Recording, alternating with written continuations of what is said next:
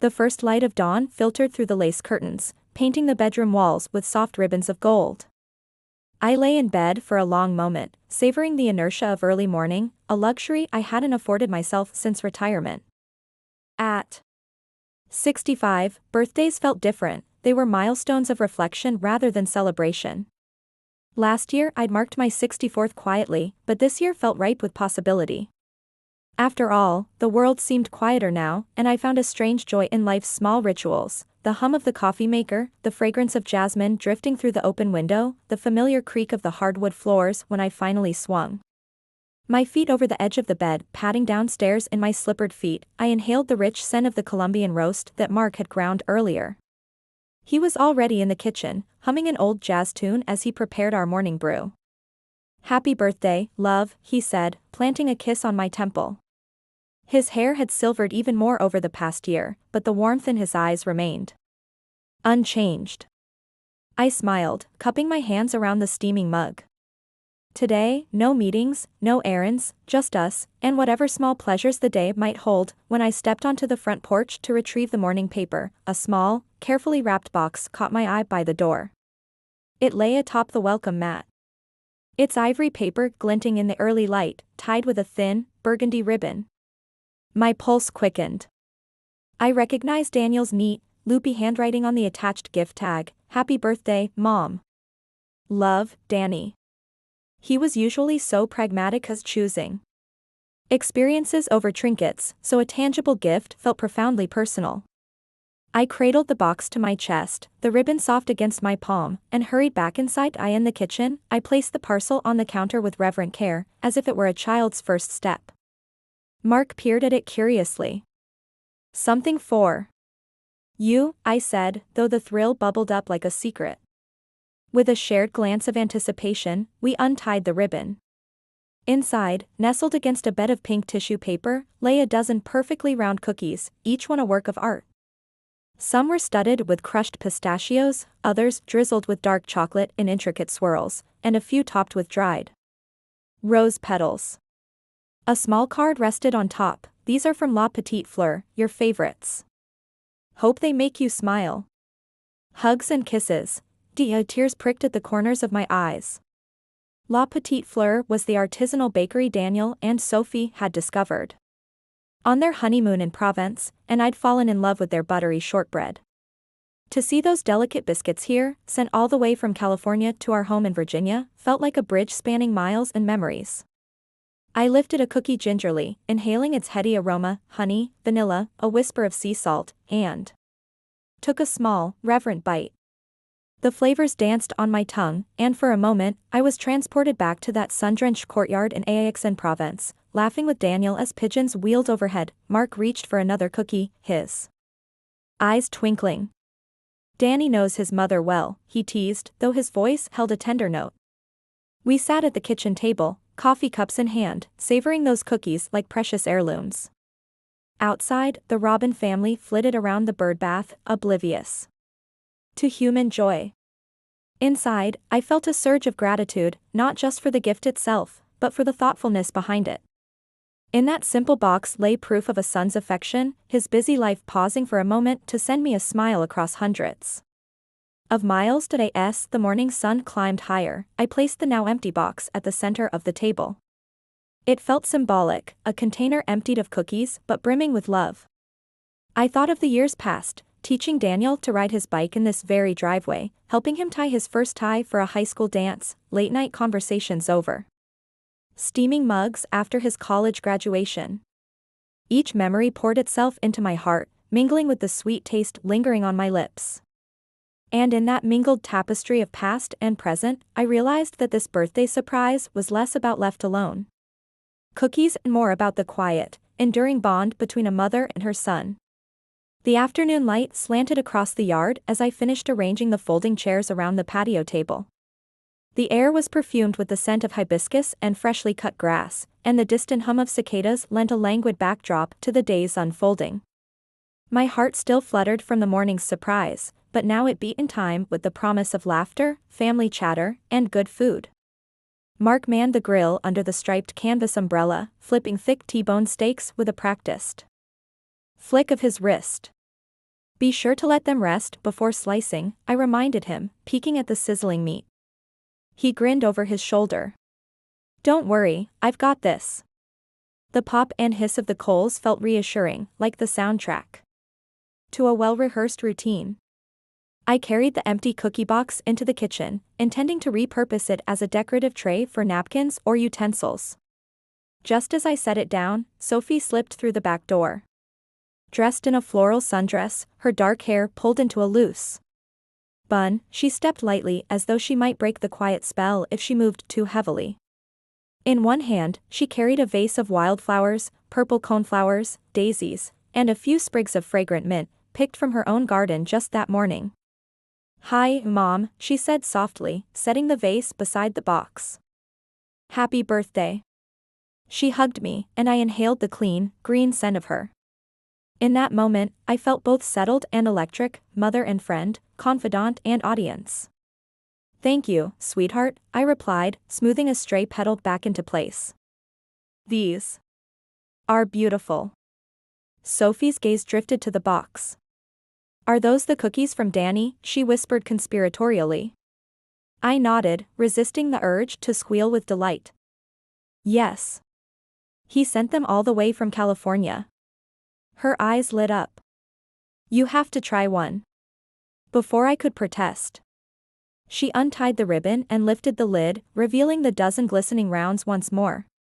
She offered me a rose petal cookie and held one out to Mark, who still stood at the grill. We tasted them together, her smile as she savored the crumbly sweetness made me feel like a teenager again. He always remembers, I said, leaning on the counter. Sophie's face softened. He does. I think he loves you more every year.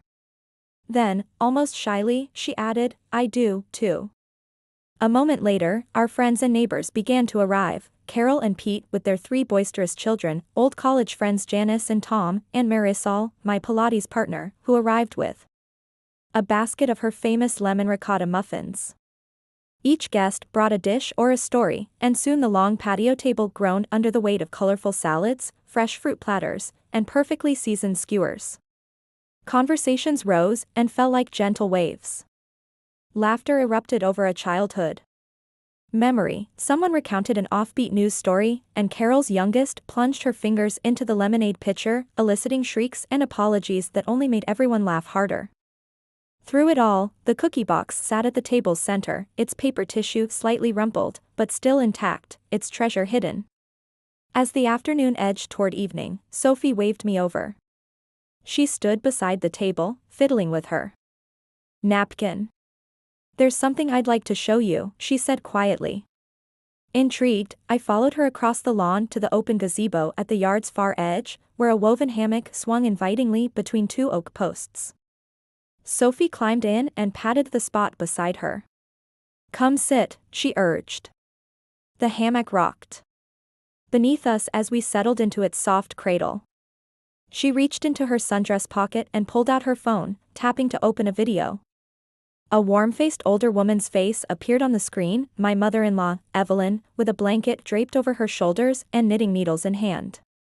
She's in a video call with her knitting group, Sophie explained. She's talking about making a lap blanket for some shelter. She's so dedicated. In the short time I'd known Evelyn, I'd heard about her isolation and the hard edges of her life since her divorce from Mark's father. She'd lost friends along the way, and her health had made it harder to join community events. Sophie glanced at me, her eyes earnest. She's alone today. I thought, maybe you'd like to send her some cookies? My breath caught. I looked back toward the patio. The guests were immersed in conversation, none had noticed us slip away. I thought of the dozen cookies, proof of Danny's thoughtfulness, sitting unopened. A quiet impulse rose in me, to share this joy with someone who needed it more. The stones of my heart, sometimes burdened by family tensions, felt lightened at the idea. I think that's a lovely idea, I said. Sophie's face broke into a relief-tinged smile, and she guided my hand as I untied the ribbon. Together we carried the box back toward the gazebo, the link between mother-in-law and daughter-in-law sealed by a simple act of kindness. As we approached, Evelyn's voice drifted out, bright, hopeful, knitting needles clicking in rhythm. In that moment, I felt the world settle into balance, the memory of my son's gift entwined with the grace of sharing it with another, bridging gaps and knitting new bonds between hearts separated by circumstance but joined by empathy. And though only 12 cookies lay between us, the sweetness they carried was far greater, a gesture of love made richer by its unexpected recipient. I cradled the box of cookies against my hip as I walked across the lawn toward the garden shed, my steps light on the cobblestone path bordered by dogwood and hydrangea bushes.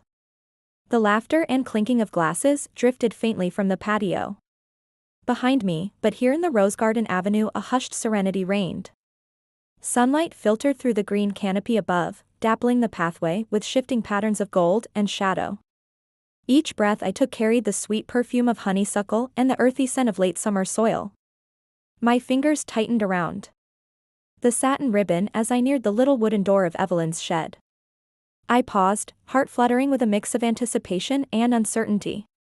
Ever since Mark and his father's divorce, I'd watched Evelyn retreat into this shed as her own refuge, a place filled with spindles of yarn, half-finished quilts, and shelves of tattered rose-patterned teacups that she collected in her happier days. Though our interactions had always been cordial, they'd never been intimate, until now, when I carried this small peace offering in my hands. I lifted the latch gently and stepped inside. The air was cooler here than outside, tinged with the must of aged wood and the faint aroma of lavender sachets Evelyn kept in her drawers. Sunlight slanted in through a single window, illuminating flecks of dust that danced like golden motes. Evelyn sat before a small folding table covered in knitted squares, emerald greens, soft grays, and pale blues waiting to be stitched together. She looked up at the sound of my footsteps, her pale blue eyes widening in surprise. "Margie," she said, using my maiden name, a gentle rebuke for our formal distance, but also a subtle welcome. "What brings you here?" I managed a soft smile. "I thought you might like a treat." Lifting the lid of the box revealed the dozen cookies, each arranged like a little work of art. The rose petal and pistachio shortbreads shimmered in the beam of light, even without tasting, their beauty hinted at exquisite flavor. Evelyn blinked. Once, twice, as if to clear away disbelief, and then her lips curved into a tremulous smile. "My, they're lovely." She reached out a slender hand and picked up a pistachio-topped cookie, turning it over thoughtfully. "These are from?" She paused, reading the note tucked beneath the tissue paper. "From Daniel." I nodded. "He sent them for my birthday this morning. But Sophie reminded me how you were here alone, and I thought, well, you'd enjoy them too." Evelyn's throat bobbed with emotion, and for a moment her gaze flicked away. "You gave him my cookies," she said quietly, then corrected herself. "I mean, thank you." "I'm sorry. I'm just surprised." Her gaze softened as she took a small bite, lips closing around the crumbly edge. Then her eyes closed, a fine line of pleasure creasing the corners of her mouth. "Here," I said, reaching in to hand her a second cookie. "They're his way of sending you birthday wishes too, it's mine, secondarily." My attempt at humor drew a small, genuine laugh from her. Evelyn sank into the wooden chair beside me. "You really thought of me." She worried the corner of the cookie between her fingers, as though it were a precious heirloom. "I haven't had guests in weeks. It's been quiet, too quiet." Her voice trailed off, heavy with unspoken loneliness. I pulled up the folding chair opposite her. "You're part of the family," I said earnestly. "I wish we spent more time together." She brushed a strand of silver hair behind her ear. "After everything," she murmured, "it's hard to find the right time." But her eyes shone with something like hope as she reached for another cookie. "These remind me of simpler days," she said, voice thick. "I used to bake with my mother, ginger snaps for Christmas, and she'd let me lick the bowl." A wistful smile flickered. "I haven't felt that warmth in a long time." I laid a hand over hers. "Let today be warm, then." Silence settled between us, warm and companionable. Outside, the soft pulse of the party continued, but we were wrapped in our own quiet world. Evelyn's knitting needles resumed their gentle clicking, and I found myself telling her about Daniel's childhood antics, the time he mixed all the pancake batter colors together to make rainbows, the sunburn he got at age 7 because he refused to wear a hat at the beach. At first she listened with polite interest, but soon her eyes brightened and she began to speak of her own memories, how she and Mark celebrated his 10th birthday with a fishing trip at the lake, how she sewed summer dresses for her 3 boys. With each story, her posture relaxed, and the shed felt less like a refuge from the world and more like a bridge back to it. By the time I stood to leave, cookies now reduced by half and laughter shared in equal measure, Evelyn's cheeks were flushed, and her eyes sparkled. "Thank you," she said, her voice firmer. "For these cookies, and for coming here." She gently closed the lid of the tin, tucking the remaining treats out of sight. "I needed this more than you know." I rose as well, smoothing my skirt. "I'm glad." I hesitated, then added, "Let's do it again soon. Next time, I'll bring tea." She laughed, a clear, ringing note I had almost forgotten she possessed. "I'd like that." And there, in the soft glow of summer afternoon, a new chapter in our relationship began, built not on obligation or history's burden, but on the simple, unexpected sweetness of 12 cookies shared between 2 women who, until today, had only known one another from afar. When I stepped back onto the patio, the sun was dipping lower in the sky, casting long amber shadows across the stone pavers. Children's laughter rang out as Carol's twins chased one another around the table, and a gentle breeze stirred the napkins and petals strewn across the lacquered wood. I carried myself lightly, buoyed by the warm glow of sharing cookies with Evelyn, confident that kindness could repair old wounds. I paused at the edge of the gathering, eyeing the empty slot where the cookie box had once rested. My pulse fluttered. In my excitement, I had forgotten to replace it. Mark stood nearby, returning to tend the coals, and I waved at him.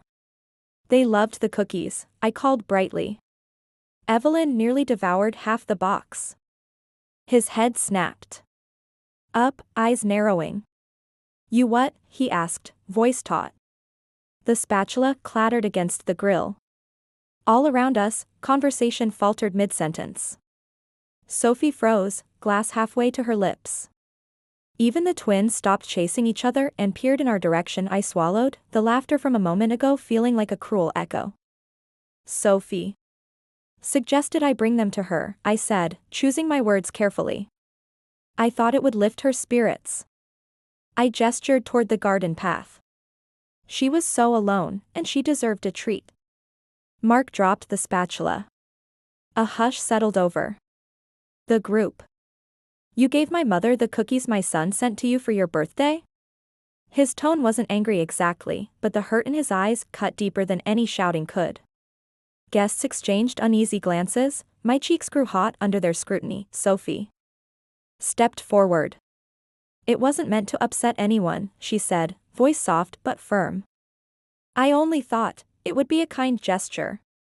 Her eyes met mine, and I offered a small, shaky smile, but Mark's jaw clenched. "Mom, those weren't meant for Evelyn. Danny sent those for you, specifically." He reached out as if to pick up a stray napkin but then let his arm drop. It was his way of showing he remembered, of showing he loves you. His voice cracked slightly. "I guess you didn't think that mattered." I felt tears sting my eyes. "Of course it matters," I whispered. "But I wanted to share the joy. I didn't realize it would hurt you." I glanced around, noting the discomfort on our friends' faces. Janice bit her lip, Tom shifted uneasily, even Marisol looked apologetic. Carol cleared her throat and murmured to Pete, who nodded and ushered their children to the lemonade station. Pete offered me a sympathetic smile, but it only made the moment feel more public, more exposed. I took a trembling breath and turned back to Mark. "I'm sorry. Really, I am. I thought I was doing something good." My voice wavered, and I fought the urge to flee, to hide in the cool dark of the shed again. Sophie reached for my hand. "Mom, let's step inside for a moment," she said gently. Her grip steadied me as we walked toward the kitchen. I could feel her worry, the tension radiating from her as she tried to shield me. Guests looked after us, uneasy whispers trailing. In our wake, I in the kitchen, Sophie closed the door and guided me to a stool by the counter. "Are you okay?" she asked, her brow creased with concern. I brushed away a tear. "I just wanted to do something nice for someone who needed it." I looked down at my hands, still slightly sticky from picking up crumbs. "I didn't think it through." Sophie sighed. "Your heart was in the right place, but sometimes generosity needs a little planning." She paused, choosing her words. "Mom, Danny wanted to celebrate you today. This was his gift to you." Her eyes glistened. It hurt him, and Dad, too. See it given away. Her honesty pierced me. "I never meant to hurt Danny," I said. "Or Mark." She nodded. "I know." Sophie reached across the counter, taking one of my hands. "Maybe we can tell them you'll make it up to Danny, bake him something special this weekend, just the two of you." Her suggestion felt like a lifeline. I managed a small, grateful smile. "Yes, I'd like that." I leaned back against the cool tile and closed my eyes for a moment, gathering strength. "Thank you, sweetheart." Sophie lingered a moment, then opened the door and led me back to the patio. The sky had deepened to a burnished rose, and lanterns flickered to life overhead. Guests had resumed their conversations, but an undercurrent of tension remained. Mark stood by the grill, arms crossed. When I approached, he straightened, his expression unreadable. I paused a respectful distance away that he inhaled slowly, then spoke quietly. "Mom, I'm sorry I snapped." His shoulders relaxed slightly. "I was thinking about Danny." His voice softened further. "He wanted you to feel special today." I nodded, heart pounding. "I understand." I swallowed. "I'm going to make it right." I took a steadying breath and asked, "Would you like a hand with the steaks?" He looked at me, surprised, then exhaled and handed me the spatula. "Sure." Together we finished cooking in a comfortable silence, occasional sparks of the spatula on the grates punctuating the night. As we worked side by side, I realized that even well-intentioned actions could have unintended consequences, especially when emotions, family history, and expectations intertwined. But I also felt hope, because confrontation had opened the door to honesty and reconciliation. When the first guests sampled the steaks, perfectly rested and tender, they cheered, oblivious to the earlier tension. Laughter returned to the patio. I caught Mark's eye and offered a small, genuine smile. In that moment, the glow of the lantern seemed to warm us both, and I knew that, despite the awkwardness, we were moving forward, together, as a family. The house was unnaturally quiet that evening. The last of the guests had drifted away, their cars disappearing down the winding driveway, leaving behind only the soft crunch of gravel under tires and the lingering warmth of conversation. Lanterns that had flickered in the twilight now stood dark around the patio, and the picnic table was strewn with half-empty plates and wilted flower arrangements. Inside, the kitchen lights glowed softly, casting long reflections on the polished countertops. I found Mark at the sink, rinsing dishes in a practiced rhythm.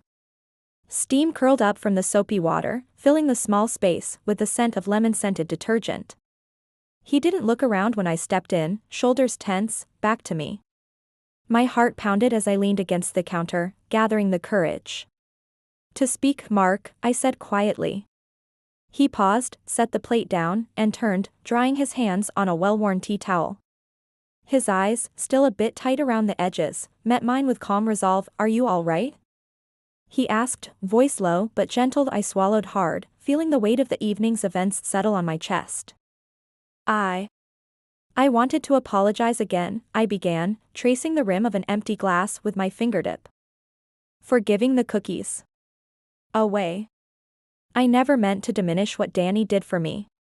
His gaze softened slightly, but he remained silent, letting me continue. "The truth is," I said, drawing in a breath, "when Sophie spoke of Evelyn's loneliness, my heart simply overrode my head. I saw someone in need, and I wanted to help." I paused, trying to find words that would convey my true regret. I thought it would bring joy to her day in the same way the cookies brought joy to mine." My voice wavered.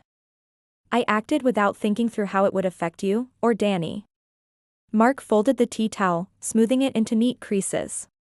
I know, he said softly. And I appreciate how much you care about Evelyn. He set the towel aside and leaned against the counter opposite me. But it wasn't just about the cookies. It was about the message behind them. He rubbed the bridge of his nose. Danny spent time choosing that bakery, imagining the smile on your face when you opened the box. That's part of what the gift meant to him. Tears pricked my eyes. I see that now. I brushed a stray lock of hair behind my ear. I felt so guilty afterward, like I'd stolen that moment from him. My voice cracked. I love our boy, Mark, and it hurts me that I hurt him. He reached out, placing his hand over mine. His skin was warm, solid. Mom, it wasn't your intention to hurt him. But sometimes love needs boundaries, too. A gift from a child is like a conversation in itself.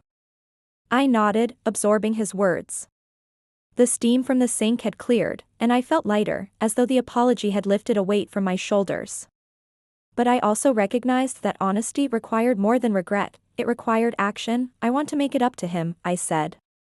I want to show Danny that he is, always has been, the center of my heart. I paused, eyes shining. And I want to rebuild any trust that I damaged.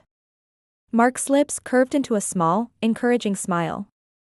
That's all any mother could ask for. He squeezed my hand, then released it.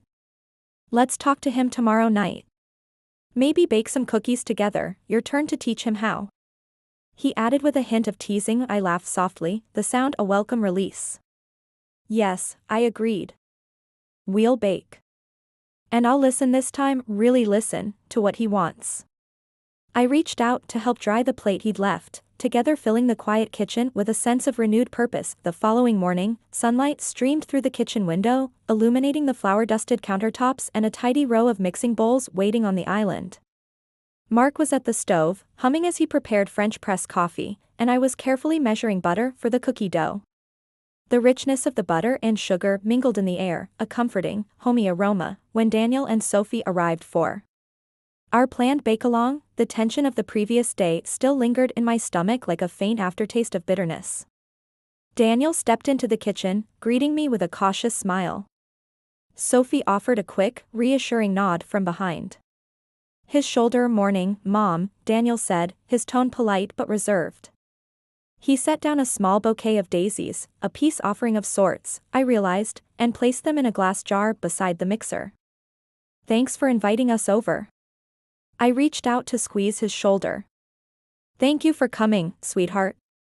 As we creamed the butter and sugar together, I watched Daniel's practiced hands fold flour into dough. When he caught my eye, I gave him a small, sincere nod. Let this be a fresh start. With each stir, conversation eased. He told us about a new project at work, and I laughed at his dry commentary. Sophie contributed light-hearted banter, filling the kitchen with warmth. At one point, I hesitated, then asked softly, "Do you want to talk about yesterday?" Daniel paused, spatula in midair. He set it down and sighed. I was more hurt than I realized, he admitted.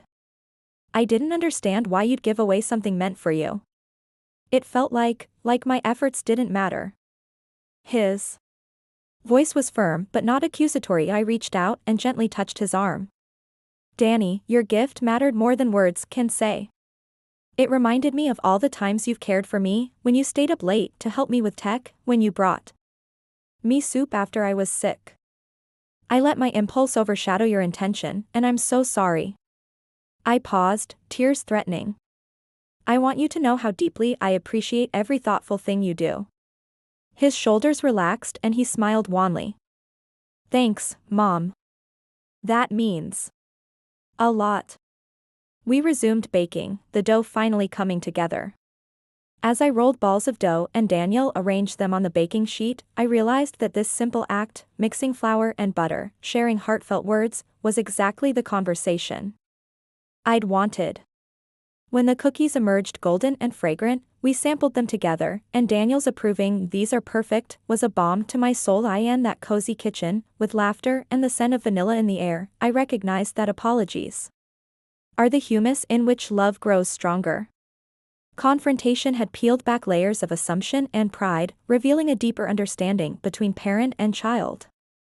And as I watched Daniel tuck a warm cookie into his mouth, I felt, more than ever, the unbreakable bond of family, rooted not just in shared history, but in the courage to acknowledge mistakes and the willingness to heal together. The morning sun's gentle warmth filtered through the kitchen window as I placed the last batch of heart-shaped cookies onto a cooling rack. Mark had brewed a fresh pot of coffee, its rich aroma mingling with the sweetness of vanilla and sugar that still clung to the countertop. Daniel stood beside me, grinning like the teenager I remembered from his childhood, a twinkle in his eye that spoke of forgiveness and renewed connection. "I've never seen you make so many cookies in one go," he teased, pulling a cooling tray closer to him and inspecting the neat rows of golden treats. "But they look amazing, Mom." I brushed a stray lock of hair from my face. "I wanted to make sure we had enough," I said softly. "For you, for Evelyn, and for anyone else who could use a little sweetness today." Sophie emerged from the hallway, carrying a wicker basket lined with a linen cloth. Inside were a few freshly cut dahlias and some linen napkins. "This will keep the cookies safe until we get there," she said, setting the basket on the island. "Mark and I will drive separately so Daniel and Mom can have some time together." As we loaded the cookies into the basket, Daniel paused, looking down at his hands. "You know," he said, voice gentle, "I was upset yesterday, not because you gave them away, exactly, but because I felt left out of that moment. I wanted to surprise you, and then I didn't get to share in that joy. But being here with you now, it feels even better." Tears of relief pricked my eyes. "Thank you for telling me," I whispered. "I promise, no more surprises without you involved." I wrapped an arm around his waist and rested my cheek against his shoulder. "I love you, Danny." He hugged me back firmly. "I love you, too, Mom." An hour later, the four of us found ourselves once more on the cobblestone path leading to Evelyn's garden shed. The late summer air was fragrant with ripening roses, and the sky stretched wide and blue overhead. Evelyn sat on the little bench outside her shed, knitting needles in hand, her expression one of calm curiosity when she saw us approaching. I held the basket of cookies out to her. "Good morning, Evelyn," I said. "We brought these for you." Her eyes widened in surprise, and she set aside her knitting. "My, that was quick work," she chuckled, voice warm but hushed. Mark and Sophie stood beside me, sharing in the moment. Daniel moved forward, kneeling to meet his grandmother at eye level. "Hi, Grandma," he said. "These are cookies that Mom and I baked together this morning. I wanted to be here to give them to you myself." Evelyn's hands trembled slightly as she reached for the top cookie, a simple shortbread heart, still warm from the oven. She lifted it to her lips and took a careful bite. Her eyes closed as the buttery sweetness spread across her tongue.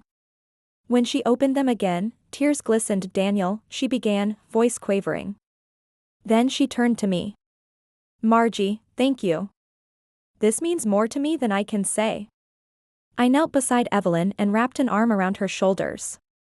"Your family," I said softly. "We want you to feel it every day." Mark stepped forward and kissed her on the cheek. "We all do," he said. "Let's share these cookies together." Back on the patio where the summer barbecue had been held days before, we set up a small table beneath the shade of the oak. Sophie laid out a pitcher of lemonade and the basket of cookies, while Marisol, who lived next door and had stopped by, placed a vase of wildflowers at the center. Daniel and Evelyn sat side by side, passing cookies around and laughing as they talked about family memories, his childhood fishing trips, her stories of baking for school bake sales, the old photo albums that lay open between them. I watched them, the four people I loved most, sharing in that warmth. The crack of dough against teeth, the sparkle in Evelyn's eyes, the way Daniel leaned in to listen, it was more than a perfect ending. It was a new beginning. The box of cookies had sparked a journey from misunderstanding to empathy, from isolation to inclusion. As the sun dipped low, painting the sky in shades of rose and gold, I felt a deep contentment settle in my heart. Love, I realized, wasn't a single gift or gesture but a tapestry woven from countless moments, a box of cookies, a shared apology, a morning spent baking side by side, and the courage to bridge old divides. I end that golden hour, surrounded by laughter and the scent of summer blooms. Our family stood united, stronger for the challenges we'd faced, bound by understanding, and ever ready to share the sweetness of life with one another.